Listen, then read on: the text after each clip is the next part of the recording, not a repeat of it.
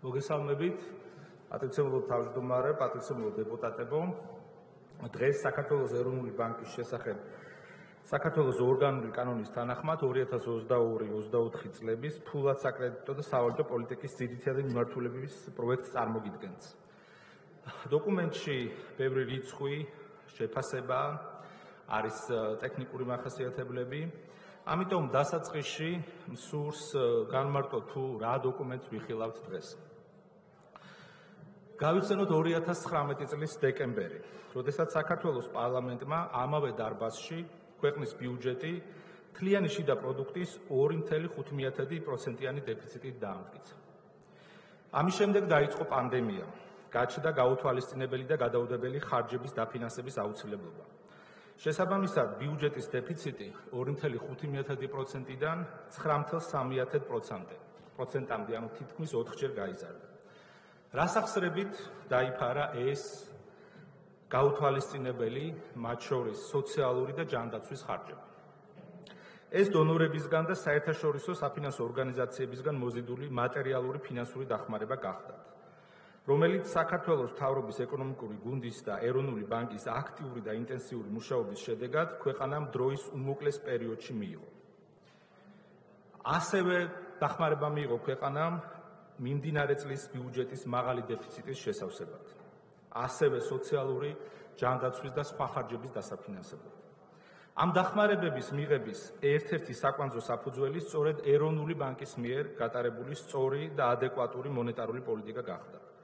ის მონეტარული პოლიტიკა, რომლის შესახებაც არის დღეს განსახილველი დოკუმენტი. ეს გახლავთ მონეტარული პოლიტიკის მიმართულების ის ჩარჩო, რომელიც ჩვენი პარტნიორების მიერ არა მხოლოდ დადებითად არის შეფასებული, არამედ ის ფინანსური და ტექნიკური დახმარებების საფუძველი და ძირითადი ქვაკუთხედია. დაუბრუნდეთ თავად დოკუმენტს. აღსანიშნავია, რომ საქართველოს შემთხვევაში ფასების სტაბილურობად მიიჩნევა ინფლაციის 3%-იანი დონე საშუალო და გრძელვადიან პერიოდში. შესაბამისად, ფასების არასტაბილურობა მიზნობრივი მაჩვენებლისგან განსხვავებულ ინფლაციურ პროცესს გულისხმობს.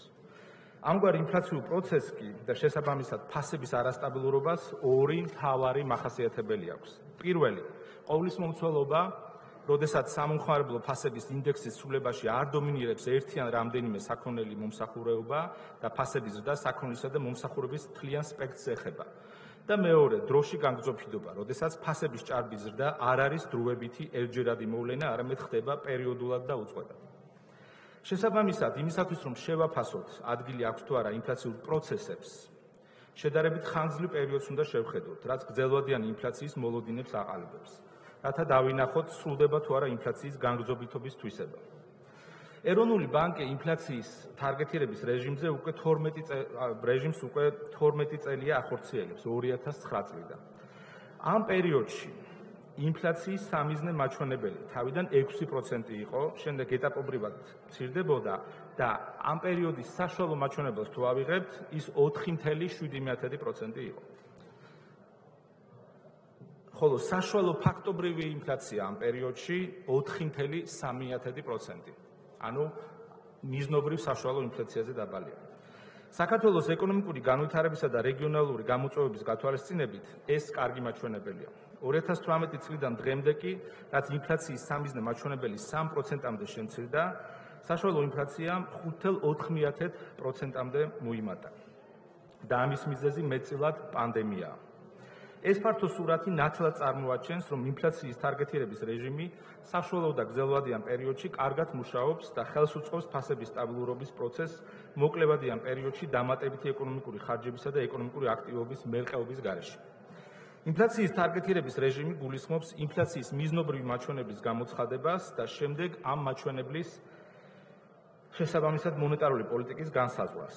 აღნიშნული რეჟიმი უზრუნველყოფს საშუალოვადიან პერიოდში ინფლაციის მიზნობრივ მაჩვენებელთან ახლოს ყოფნას და ამავე დროს ინფლაციას ეგზოგენურ შოკებზე საპასუხოდ მიზნობრივი დონეზიდან დროებით გადახრის საშუალებას აძლევს. ეგზოგენური შოკები მოიცავს ცვლილებებს გარე მონეტარული პოლიტიკისგან დამოუკიდებელ ფაქტორებში, როგორიცაა მაგალითად საერთაშორისო ბაზრებზე ნავთობის ფასების ცვლილება, საერთაშორისო სასაქონლო პროდუქტებზე ფასების ცვლილება, აქციზის გადასახადის ცვლილება და ასე შემდეგ. უნდა აღინიშნოს, რომ თუ ეგზოგენური ფაქტორები არ ცვლის გრძელვადიანი ინფლაციის ოლოდინებს, მონეტარული პოლიტიკის მიზანი ვერ იქნება და არც უნდა იყოს ინფლაციაზე მოქმედი გრძელვადიანი და ერთჯერადი ფაქტორების სრულად განაიტრალება.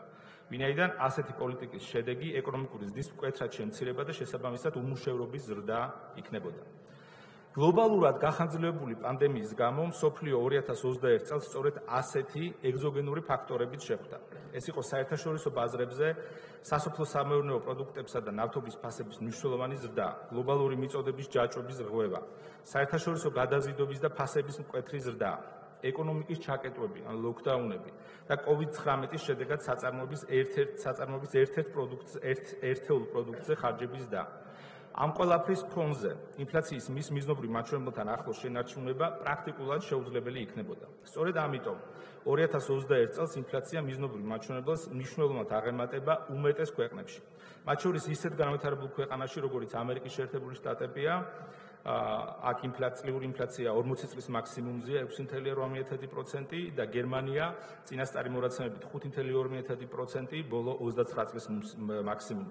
ასევე შემიძლია მოგაწოდოთ ჩვენი მეზობელი ქვეყნების მონაცემები, რომლებიც ასევე საკმაოდ მაღალია.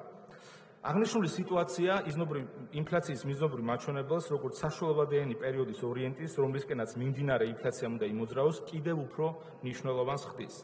კერძოდ, ინფლაციის მიზნობრივი მაჩვენებელი ეკონომიკისთვის არის ნომინალური ღუზა, ანუ ორიენტირი. ის იმისგან გვიცავს, რომ შოკების შემდეგ ინფლაცია მის გრძელვადიან ოპტიმალურ დონეს, რომელსაც ჩვენ მიზნობრივ მაჩვენებლად ვაწესებთ, ისევ დაუბრუნდეს ხოლმე.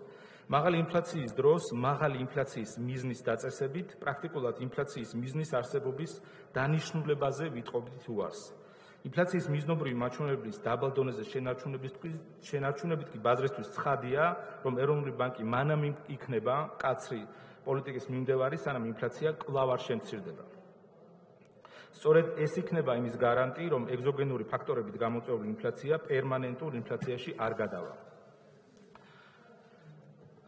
საქართველოს ეკონომიკის განვითარების არსებულ ეტაპზე 2018 წლიდან ინფლაციის სამიზნე მაჩვენებელი 3%-ია და შემდგომი წლების განმავლობაში საშუალოვანი პერიოდის ეს მიზნობრივი მაჩვენებელი შენარჩუნდება. ინფლაციის ტარგეტირების პირობებში ინფლაციის მიზნობრივი მაჩვენებელი მიიღწევა ეროვნული ბანკის მონეტარული პოლიტიკის ძირითადი ინსტრუმენტის მოკლევადიანი საპროცენტო განაკვეთის ცვლილებით. გადაწყვეტილება პოლიტიკის განაკვეთის ცვლილების შესახებ მაკროეკონომიკური გარემოს გაანალიზების, საფინანსო ბაზრებზე არსებული ვითარების განხილვის, ინფლაციის დინამიკის პროგნოზირების, ინფლაციაზე მოქმედი მაკროეკონომიკური რისკებისა და ინფლაციის მოლოდინების შეფასების შედეგად მიიღება. საყურადღებოა, რომ საქართველოს 2020 წლის პანდემიას შედარებით მაღალი ინფლაციით შეხვდა, რაც ტურიზმის სექტორისთვის 2019 წლის რუსეთ-საქართველოს ავიამიმოსვლის შეზღუდვის შოკის შედეგს წარმოადგენდა. თუმცა ეროვნული ბანკის მიერ გამკაცრებული პოლიტიკის შედეგად 2020 წლის დასაწყისში ინფლაციის შემცირების ტენდენცია ჰქონდა. მიუხედავად ამისა, პანდემიის შესაკავებლად დაწესებული შეზღუდვების შედეგად მიწოდების ჯაჭვების დროებითმა მოშლამ პანდემიის თამდევი გაზრდილი ხარჯების საბოლოო ფასში ასახომდა ლარის ნომინალური ეფექტური გაცვლის კურსის გაუფასურებამ ინფლაციაზე წნეხი კვლავ გაზარდა. პანდემიის შედეგად მსოფლიოში საერთაშორისო ტურიზმი პრაქტიკულად გაჩერდა, რის გამოც ტურიზმზე დამოკიდებული ქვეყნები საქართველოს ჩათვლით განსაკუთრებით დაზარალდნენ. 2021 წლის განმავლობაში ინფლაცია მიზნობრივ მაჩვენებელზე მაღლა ნარჩუნდება. ნოემბერში წლიურმა ინფლაციამ 12.5% შეადგინა. გაძლიერებული ინფლაციური წნეხის მიზეზი, როგორც კორონავირუსის გამო შექმნილი არაორდინარული ვითარება, ასევე შემდგომი აღდგენითი პროცესებია. კერძოდ ინფლაციაზე ზრდის მიმართულებით ერთდროულად სხვადასხვა ფაქტორმა იმოქმედმა, რომელთა შორის აღსანიშნავია მსოფლიოში ფართო მოხმარების პროდუქტებზე ფასების ზრდა, საერთაშორისო სავალუტო ფონდის, მსოფლიო ბანკისა და სხვა საერთაშორისო ორგანიზაციების პერიოდულ გამოცემებში გლობალური ინფლაცია განხილვის ერთადერთი მთავარი თემაა. გამოსარჩევია სურსათის გაძვირება. პანდემიასთან დაკავშირებული შეფერხებების, ცუდი მოსავლისა და გაზრდილი სატრანსპორტო ხარჯების გამო მსოფლიოში სურსათის ფასები ბოლო 10 წლის მანძილზე უმაღლეს ნიშნულზეა. სურსათის გაძვირებამ განსაკუთრებით იმოქმედა განვითარებად ქვეყნებზე, სადაც სურსათის წონა სამომხმარებლო კალათაში განვითარებულ ქვეყნებთან შედარებით მაღალია.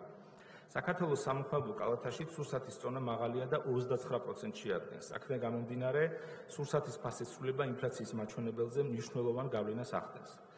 ეროვნული ბანკის მონეტარული პოლიტიკის კომიტეტმა მიმდინარე წელს რეფინანსირების განაკვეთი ეტაპობრივად 8-დან 10.5%-მდე გაზარდა, მათ შორის ბოლოს ხდომაზე 0.5% პუნქტი. იმისათვის, რომ ფასების დროებითი ფაქტორებით გამოწვეულმა ზდამ ინფლაციის მოლოდინებზე გრძელვადიანი გავლენა არ მოახდინოს, ეროვნული ბანკი ხანგრძლივად შეინარჩუნებს კაც პოლიტიკას ან საჭიროების შემთხვევაში დამატებით გაამკაცრებს მას. ამგვარი პოლიტიკით და ზემოაღწევილი ერთჯერადი ეგზოგენური ფაქტორების მოსალოდნელი მილევის ფონზე არსებული პროგნოზით 2022 წელს ინფლაცია შემცირებას დაიწყებს და მის საშუალებადიან მიზნობრივ მაჩვენებელს ეტაპობრივად დაუახლოვდება. COVID პანდემიის ფონზე 2020 წელს ბიუჯეტის დეფიციტი მნიშვნელოვნად გაიზარდა და როგორც შესავალში აღნიშნე და 2021 წელსაც მაღალ დონეზე. მთლიანი შიდა პროდუქტის საპროგნოზო ედრომის 6.7%-ზე არის დაგეგმილი. 2022 წლისათვის აღნიშნული მაჩვენებელი 4.2%-ია. მნიშვნელოვანია, რომ გააქტიურებული ეკონომიკური აქტივობისა და შემოსავლების მოსალოდნელი ზრდის ფონზე ფისკალური კონსოლიდაცია გაგრძელდეს და ფისკალური წესის შესაბამისად ნაერთი ბიუჯეტის დეფიციტი 2023 წლისათვის მდგრად დონეს 3% ან ნაკლები ეტაპობრივად დაუბრუნდეს. ხაზგასასმელია, რომ მოსალოდნელზე სწრაფი ეკონომიკური აღდგენის პროცესების პარალელურად, როდესაც ფისკალური სტიმულის საჭიროება შემცირებულია, 2022 წელს ფისკალური კონსოლიდაციის იმაზე უფრო მეტად დაჩქარება, ვიდრე ბიუჯეტის არსებული პროექტი მოიაზრებს, შემცირებული იმპორტის გზით საგადასახდელო ბალანსის გაუმჯობესებას და ინფლაციური წნეხის შემცირებას შეუწყობს ხელს. ინფლაციისა და საპროცენტო განაკვეთის მოსალოდნელი დინამიკა დიდწილად არის დამოკიდებული თუ როგორ გაგრძელდება ეპიდემიური მდგომარეობა არა მარტო საქართველოში, ასევე მსოფლიოში. ვაქცინები ხელმისაწვდომია და ვაქცინაციის პროცესი აქტიურ ფაზაშია, თუმცა ვირუსის ახალი შტამების გავრცელება კვლავ მნიშვნელოვნად რისკად რჩება და ბოლო ვირუსის ტიპის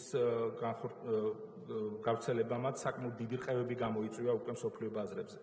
როგორც მოგეხსენებათ, ნავთობის ფასები მნიშვნელოვნად შემცირდა, რაც კარგია საქართველოს შემთხვევაში და წესით ცოტა ხანში უნდა აისახოს ადგილობრივ ფასებზე.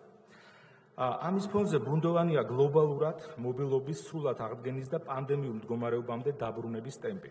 შესაბამისად, მაკროეკონომიკური პროგნოზებიც განსაკუთრებული გაურკვევლობით ხასიათდება, არა მხოლოდ საქართველოში, არამედ მსოფლიოში. მაგალითად, 2019 წელს, ან თუნდაც 2020 წელს ვერავინ წარმოიდგენდა ამერიკის შეერთებულ შტატებში ინფლაცია 6.8% იქნებოდა, ანუ დაახლოებით 3-ჯერ მეტი, ვიდრე მიზნობრივი მაჩვენებელია, თუმცა დღეს უკვე რეალობაა და მოსალოდნელია, რომ ეს ფასები კიდევ უფრო გაიზრდება. დღევანდელ სიტუაციაში, როგორც აღნიშნე, პროგნოზები განსაკუთრებული გაურკვევლობით ხასიათდება და ეს დამოკიდებულია პანდემიის ხანგრძლივობაზე და ვაქცინაციის სისწრაფეზე. ამ რისკების ფონზე, რომლებიც ინფლაციური ხასიათისაა, ჩვენ კაცრი მონეტარული პოლიტიკისკენ მიმართული რჩებით. საბაზო პროგნოზის მიხედვით 2021 წელს 2022 წელს წლიური ინფლაცია შემცირებას გაზაფხულზე დაიწყებს და სხვა თანაბარ პირობებში ეტაპობრივად მის მიზნობრივ მაჩვენებელს დაუახლოვდება. 2022 წელს საშუალო ინფლაციის პროგნოზი ამ ეტაპზე 7.2%-ია. საბაზო მაკროეკონომიკურ პროგნოზთან ერთად ალტერნატიულ სცენარსაც წარმოვადგენთ. იმის გათვალისწინებით, რომ პანდემიასთან დაკავშირებული რისკები სამწუხაროდ ჯერჯერობით მილეული არ არის. და ეს არის ჩვენი შეფასებით ყველაზე ალბათური რისკის რეალიზება, თუმცა შესაძლებელია სხვა სცენარების განვითარდეს. ეს სცენარი მოსალოდნელზე მაღალ შიდა მოთხოვნას ითვალისწინებს. როგორც მოგხედავთ, მიმდინარე წელს ეკონომიკამ სწრაფი ტემპით გაჯანსაღება დაიწყო და ეკონომიკური ზრდის ტემპი მოსალოდნელზე მაღალია. იმ შემთხვევაში, თუ შიდა მოთხოვნა კიდევ უფრო მეტად ძლიერი იქნება, ეს ინფლაციას გაზრდის. კერძოდ, ერთი მხრივ მაღალი შიდა მოთხოვნა ეკონომიკის ჯამურ პოტენციალს გადააჭარბებს და ფასებზე დამატებით ზეწოლას წარმოქმნის. მეორე მხრივ, იმის ფონზე, რომ ტურიზმი ნაწილობრივ კვლავ შეზღუდული იქნება, შიდა მოთხოვნით გააქტიურებული იმპორტი სავაჭრო ბალანსს გააუარესებს და გაცვლითი კურსის წნეხს წარმოქმნის. შედეგად, თუ ეს სცენარი განვითარდა 2022 წელს ინფლაცია საბაზო სცენართან შედარებით საშუალოდ 4.3% პუნქტით უფრო მეტი იქნება.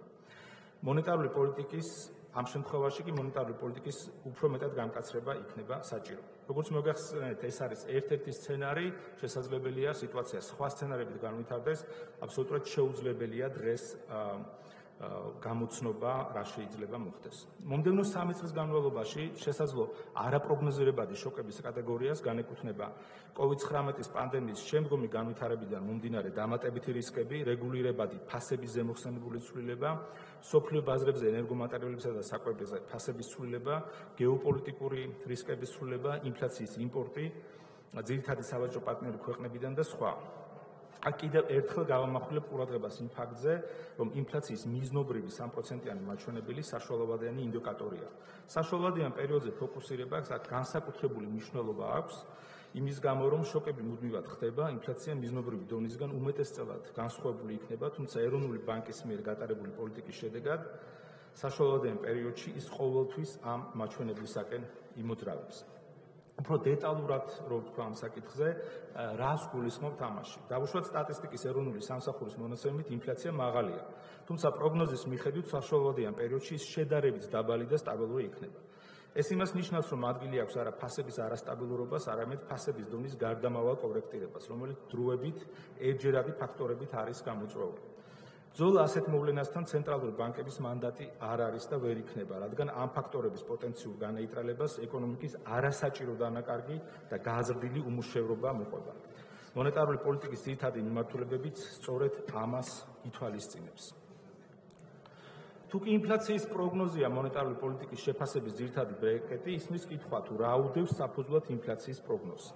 ამისთვის სხვადასხვა სანდო წყაროების გამოყენება შეიძლება და ინფლაციის პროგნოზირებისას ყოველ მათგანს ვიყენებ და ვითვალისწინებთ. ესენია მაგალითად უშუალოდ ეროვნული ბანკის კვლევრების მიერ შემუშავებული მოდელები, საერთაშორისო სავალუტო ფონდის მიერ გაკეთებული პროგნოზები, მსოფლიო ბანკის, აზიის განვითარების ბანკის გაკეთებული პროგნოზები, ფინანსური ბაზრები. მინდა გითხრათ, რომ ის პროგნოზი, რომელიც მე გითხარით, რომ მარტის თვიდან დაიწყებს წლიური ინფლაციის შემცირებას, ხოლო შემდეგ ეტაპობრივად დაუბრუნდება მიზნობრივ 3%-იან მაჩვენებლებს სხვა თანაბარ პირობებში, ზუსტად ასეთივე პროგნოზები აქვს საერთაშორისო სავალუტო ფონდს, მსოფლიო ბანკს და სხვა საერთაშორისო ორგანიზაციებს. დღევანდელი გადმოსახედიდან თითოეულ ამ წყაროს პროგნოზებიდან და მოლოდინებიდან ჩანს, რომ მიმდინარე პერიოდში ფასების მნიშვნელოვანი ზრდის მიუხედავად, საქართველოში საშუალოვადიან პერიოდში მაღალი ინფლაცია მოსალოდნელი არ არის. შესაბამისად, ეკონომიკური თვალსაზრისით დღეს საქართველოში შესაძლებელი არის და საქართველოში ფასების ზრდა შემცირებას დაიწყებს შემდეგი წლიდან და ეტაპობრივად სხვა თანაბარ პირობებში დაუბრუნდება მის მიზნობრივ მაჩვენებელს. კიდევ ერთი საკითხი, რომელიც პირდაპირ არ არის დაკავშირებული დღევანდელ დოკუმენტთან, მაგრამ ეს არის საკითხი, რაზეც ბანკში აქტიურად ვსჯელობთ. ეს არის ბოლო რამდენიმე წლის განმავლობაში ბანკის გაზრდილი ფუნქციების ფონზე, ეროვნული ბანკის გაზრდილი ფუნქციების ფონზე მნიშვნელოვანი გადაწყვეტილებების მიღების პროცესში საბჭოს როლი, ეროვნული ბანკის საბჭოს როლი. ეს საკითხი რამდენიმე ხნის წინ საერთაშორისო სავალუტო ფონდის მისიასთან განვიხილეთ. ზოგადად, როგორც განვითარებული, ისე განვითარებადი ქვეყნების ცენტრალურ ბანკებში გადაწყვეტილებების მიღების ორი ძირითადი მოდელი შეიძლება გამოვიყენოთ. კოლეგიალური, სადაც ორგანიზაციის საბჭოა ჩართული რიგი გადაწყვეტილების მიღებაში და პრეზიდენტზე ორიენტირებული. მიუხედავად იმისა, რომ მოქმედი საქართველოს ორგანული კანონი საქართველოს ეროვნული ბანკის შესახებ უფრო მეორე მოდელს აწესებს, საქართველოს ეროვნულ ბანკში გადაწყვეტილებების მიღება კოლეგიალურ საფუძველებს ემყარება და მისი თანამშრომლების მიერ ეკონომიკურ, ფინანსურ, იურიდიულ და საერთაშორისო გამოცდილების ექსპერტიზაზე დამყარებული რეკომენდაციებით არის გამყარებული. ამ გადაწყვეტილებების მიღების ამ მოდელმა საშუალება მოგვცა რეფორმები ბევრი მიმართულებით გაგვეტარებინა, რაც ხშირად არაპოპულარული და რთულ გადაწყვეტილებების მიღებას ნიშნავდა. და რისთვისაც ეროვნულმა ბანკმა არაერთი საერთაშორისო ორგანიზაციის აღიარება დაიმსახურა, რაც ასახად წარმატებაა და ამ არაპოპულარული ნაბიჯებით, მაგრამ აუცილებელი ნაბიჯებით დღეს ფინანსურმა სისტემამ შარშანა და წელსაც აბსოლუტურად კარგად გაართვა თავს პანდემიის პრობლემებს და ის იყო ერთადერთი სექტორი, რომელიც ქვეყანაში მუშაობდა და რომელიც ზრდის ლოკომოტივია. თუმცა ამის მიუხედავად მნიშვნელოვანია, რომ გაზრდილი ფუნქციების და დინამიურად ცვალებადი ფინანსური ეკოსისტემების კვალდაკვალ ეს წარმატება შევინარჩუნოთ, რისთვისაც ამ მიმართულებით რეფორმის განხორციელების შესაძლებლობას განვიხილავთ. რადგანაც საერთაშორისო სავაჭრო ფონდს ამ მხრივ გლობალური გამოცდილება აქვს, ჩვენ ვაგრძელებთ მათთან თანამშრომლობას ამ მიმართულებით, რაც ტექნიკური დახმარების ფარგლებში შეიძლება განხორციელდეს და შედეგების შესახებ მოგახსენებთ. დასასრულს აღსანიშნავია, რომ წარმოდგენილი ფურად საკრედიტო და სავალუტო პოლიტიკა პოტენციური შოკების მიმართ საქართველოს ეკონომიკის მდგრადობის გაუმჯობესებასა და ეკონომიკური სტაბილური და გრძელვადიანი ძილის ხელშეწყობას ემსახურება. დიდი მადლობა ყურადღებისთვის და მზადვარ უპასუხოთ თქვენს შეკითხვებს. ქალბატონი სალომე სამადაშვილი არის შეკითხვა.